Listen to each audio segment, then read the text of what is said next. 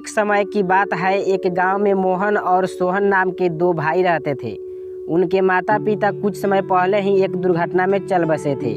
अब दोनों भाई ही एक दूसरे के सहारा थे। मोहन सोहन से बड़ा था, इसलिए मोहन अपने भाई की हर जरूरत पूरी करना अपनी जिम्मेदारी मानता था। वह चाहता था कि सोहन अच्छा पढ़ लिख कर नौकरी करे, इसलिए मोहन दिन रात मेहनत करके पैसे कमाता था और उन पैसों से सोहन की पढ़ाई का खर्चा उठाता था। मोहन एक कारखाने में काम करता था।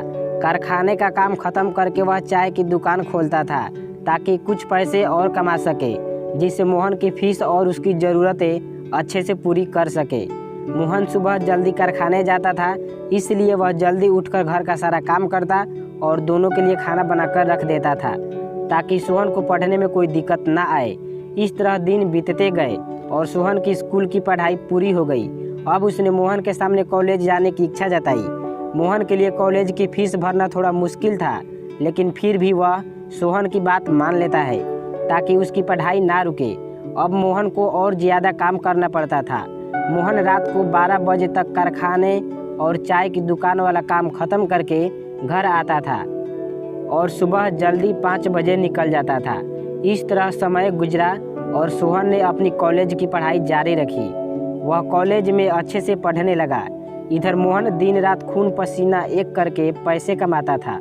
मोहन की नींद पूरी नहीं होने से वह कुछ बीमार सा रहने लगा था। फिर भी वह हर हाल में काम करता रहा। उसके मन में एक ही उम्मीद थी कि सोहन पढ़कर बड़ा आदमी बनेगा तो सब ठीक हो जाएगा और उसे ज़्यादा काम भी नहीं करना पड़ेगा। इस तरह से 3 साल बीत गए। आज सोहन के कॉलेज की पढ़ाई पूरी हुई और आज उसके कॉलेज का परिणाम आने वाला था। मोहन बहुत खुश था कि सोहन बहुत अच्छे अंकों से पास होगा। मोहन उस शाम को मिठाई लेकर जल्दी घर पहुंच गया और घर जाकर सोहन का इंतज़ार करने लगा। उसने सोचा कि आज सोहन के आते ही वह उसे मिठाई खिलाएगा। मोहन अपने भाई का इंतज़ार करने बैठ जाता है। काफ़ी समय बीत जाने पर भी सोहन का कुछ पता नहीं था। मोहन बार बार दरवाजे पर जाकर देखता रहा। इस तरह रात के 11 बज चुके थे। अब मोहन का भय बढ़ने लगा, लेकिन फिर भी उसने खुद को संभाला और कहा कि कैसा लड़का है, परिणाम अच्छा आया होगा, इसलिए दोस्तों के साथ पार्टी करने चला गया और अपने भाई को ही भूल गया। वह मन को बहलाने लगा। अब तो काफ़ी समय हो गया। मोहन को लगा उसके भाई को कहीं कुछ हो तो नहीं गया और वह डर गया।